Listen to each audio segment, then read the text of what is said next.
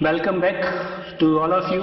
Today we are going to discuss chapter number 2 of history of class 6. And the name of the chapter is From Hunting Gathering to Growing Food.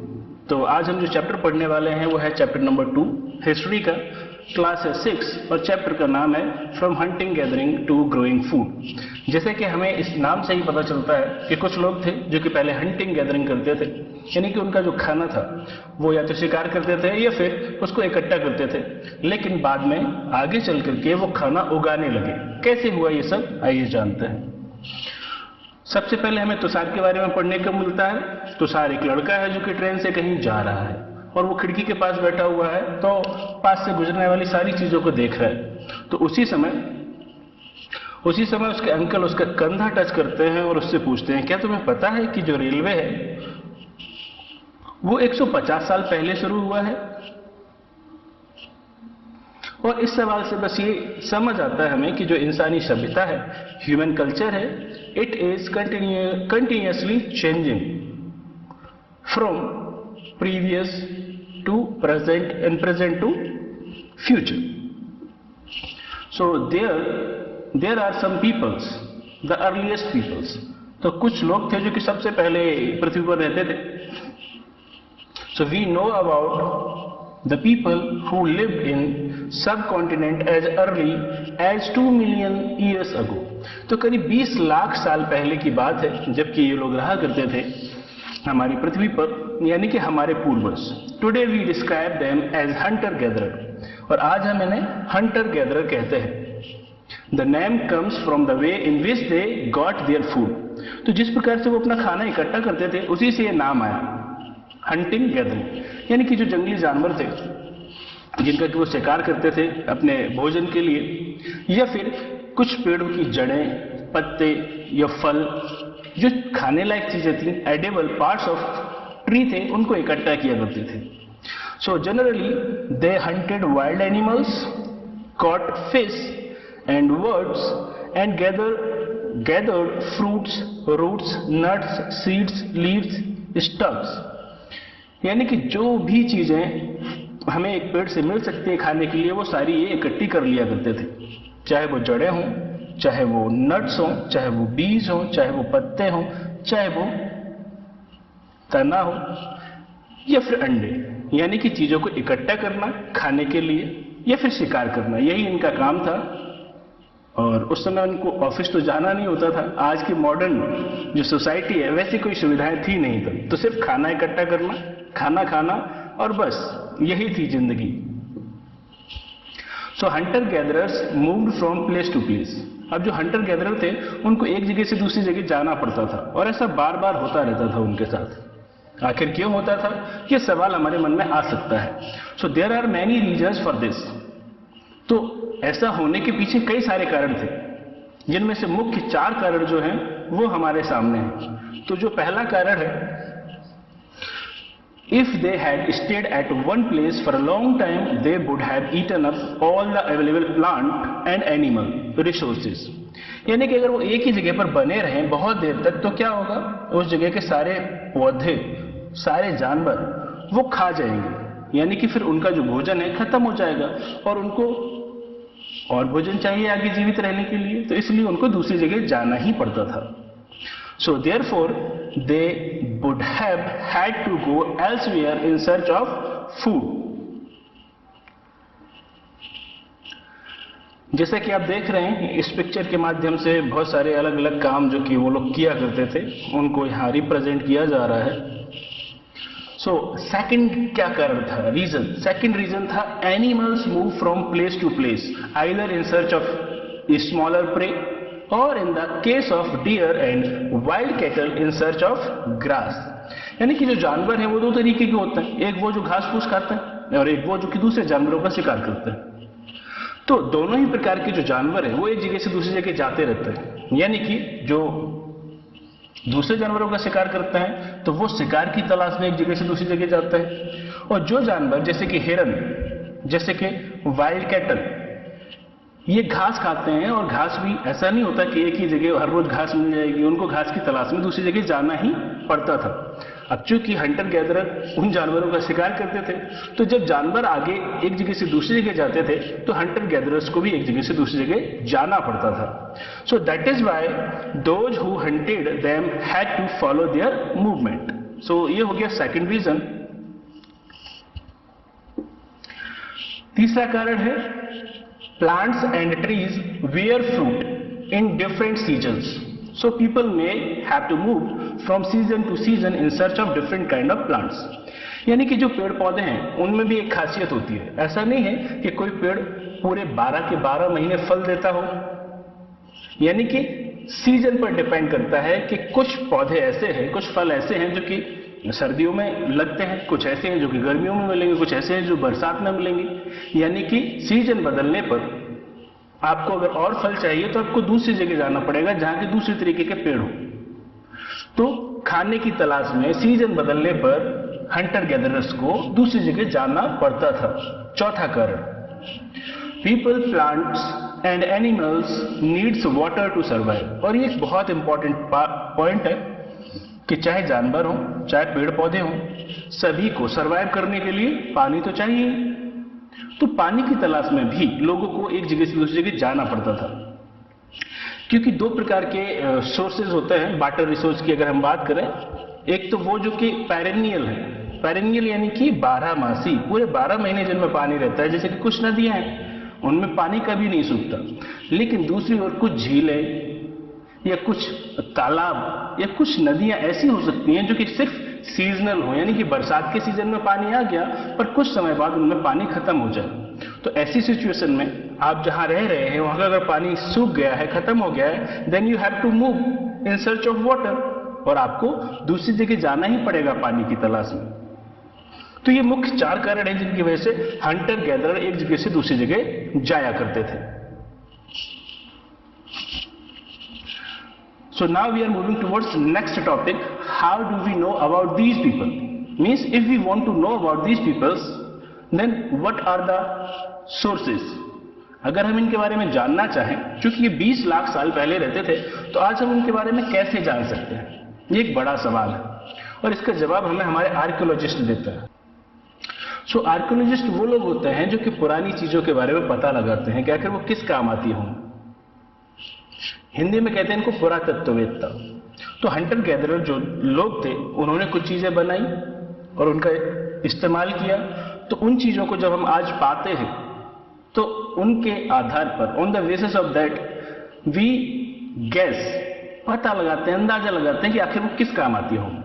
So it is likely that people made and use tools of stone.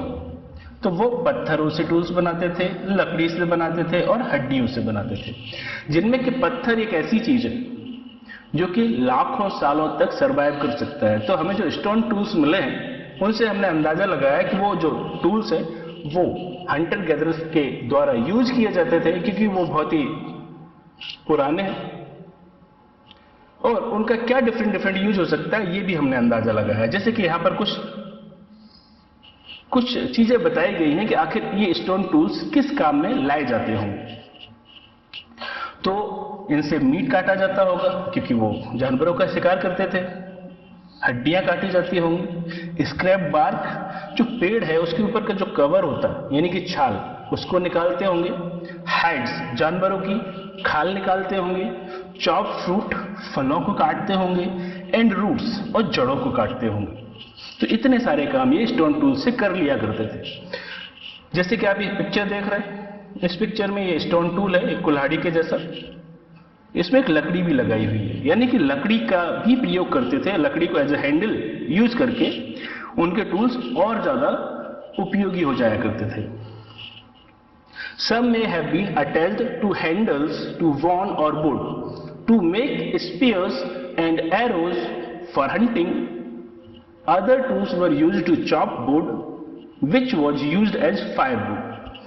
तो भाई कुछ से तो शिकार किया जाता था और कुछ टूल से लकड़ियां काटी जाती थी जो कि बाद में लकड़ी जलाने के काम आती होगी। So wood was also used to make huts and tools, और लकड़ी को टूल्स बनाने के भी काम में लाया जाता था और साथ ही झोपड़ी बनाने के भी काम में लाया जाता था, ऐसा अंदाजा लगाया जाता है। तो आपकी बुक में देख सकते हैं आप, ये दो पिक्चर्स दिए हुए हैं। तो ये जो लेफ्ट में दिया हुआ है, digging the ground to collect edible roots, तो जैसे कि आप ये वाला टूल देख रहे हैं, इस टूल का उपयोग किया जाता होगा जमीन खोद करके जड़ें निकालने के लिए, जो एडिबल रूट्स यानी कि खाने योग्य जो जड़ें हैं उनको निकाला जाता होगा।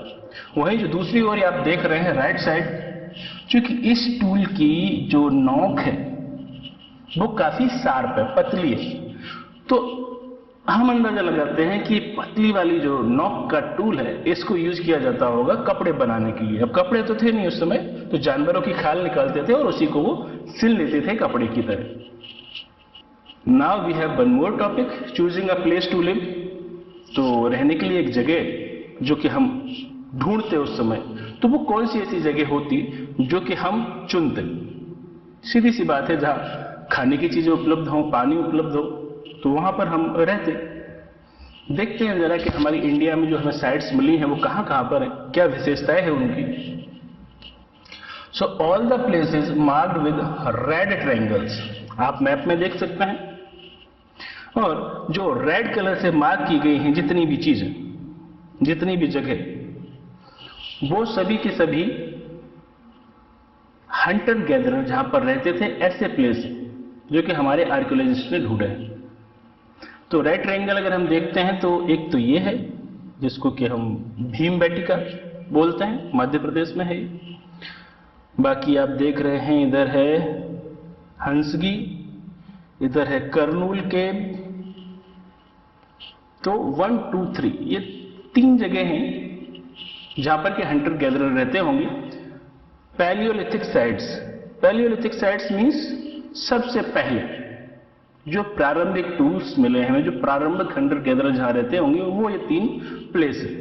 ये पैलियोलिथिक, नियोलिथिक, मेगालिथिक, इनके बारे में भी बात करेंगे। Many sites were located near sources of water such as river and lakes. तो बहुत सारे जो साइट मिले हैं हमें, साइट का मतलब होता है ऐसी जगह जहां पर के हमें हंटर गैदरर्स के बारे में कुछ न कुछ एविडेंस मिला है, तो ऐसी जगह को साइट कहा जाता है। तो ऐसी साइट्स हमें नदी या फिर झील के किनारे मिले, सीधी सी बात है, जहां पानी का सोर्स था वहां रहना वो पसंद करते थे। So as stone tool were important, people try to find places where good quality stone was easily available. अब चूंकि उस समय तो पत्थरों से ही टूल्स बनाते थे, तो यानी अच्छे पत्थर बहुत जरूरी थे। तो अच्छे पत्थरों को तलाशने के लिए भी ये लोग एक जगह से दूसरी जगह जाते थे, और जहां अच्छे पत्थर मिलते थे, पाए जाते थे, ऐसी जगह रहना शुरू कर देते थे।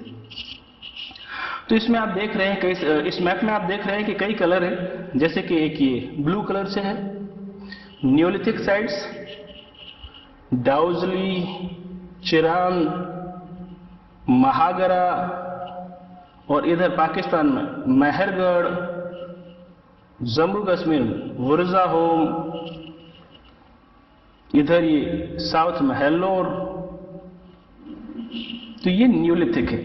ये न्यूलिथिक, पैलियोलिथिक, मेसोलिथिक, इन सभी के बारे में आगे डिटेल में बात करेंगे। Rock paintings and what they tell us. तो जहां पर भी ये हंटर गैदरर रहते थे, तो उन्होंने कुछ जगह ऐसी हैं जहां की रॉक पेंटिंग्स बनाई है। रॉक पेंटिंग्स का मतलब कि जिन गुफाओं में वो रहा करते थे, उन गुफाओं की दीवार पर कुछ चित्र बना दिए उन्होंने।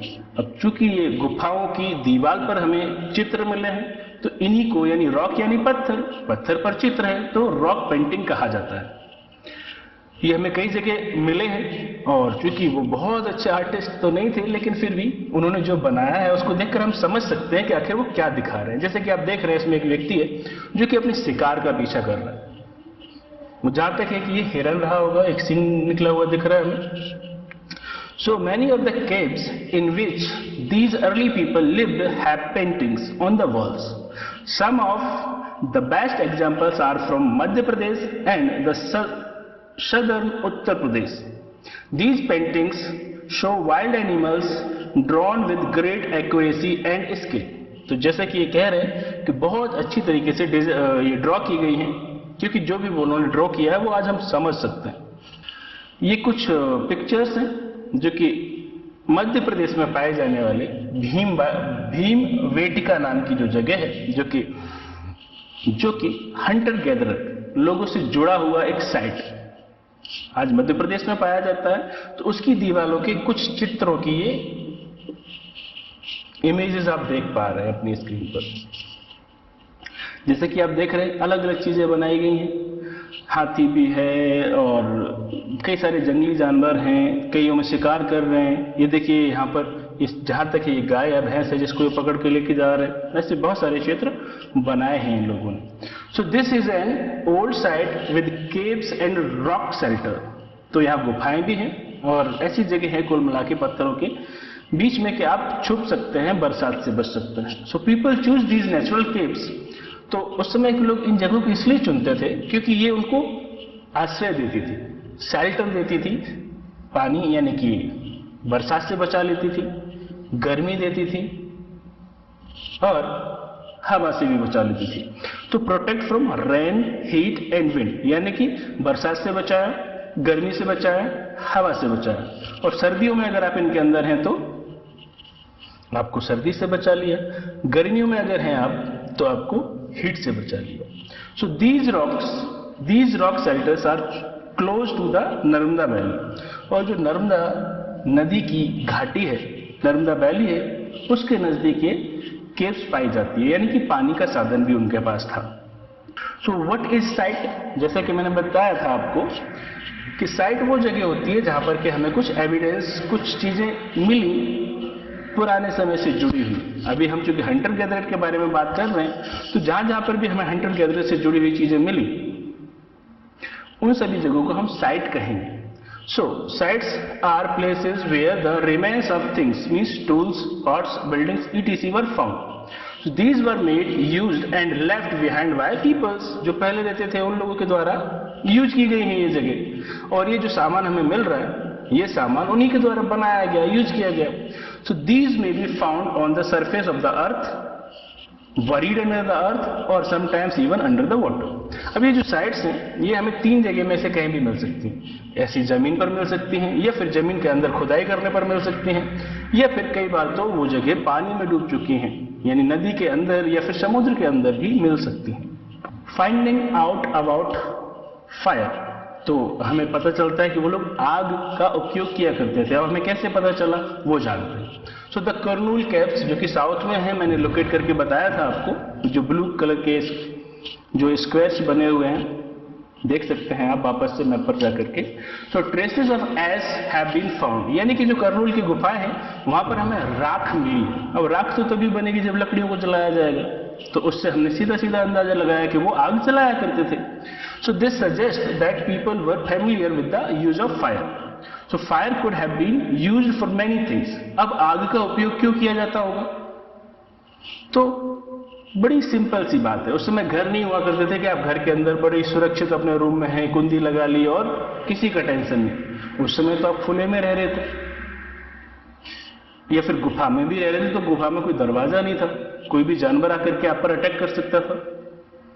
और आग और भी कई काम आती है, जैसे कि एज सोर्स ऑफ लाइट, यानी उजाला करने के काम आती है। टू रोस्ट मीट, मीट को पकाने के काम आती है। टू स्केयर अवे एनिमल्स, और जो जानवर हैं उनको आप डरा करके भगा सकते हैं, इंक्लूडिंग लॉयंस। जो शेर बहुत खतरनाक होता है वो भी आग से डर के भाग जाता है। सो स्टूडेंट्स, अभी के लिए इतना ही। इस चैप्टर का बाकी का हिस्सा हम कवर करेंगे अगले पार्ट में। तो तब तक अपना ख्याल रखिए, फिर मिलेंगे। Till then take care of yourself.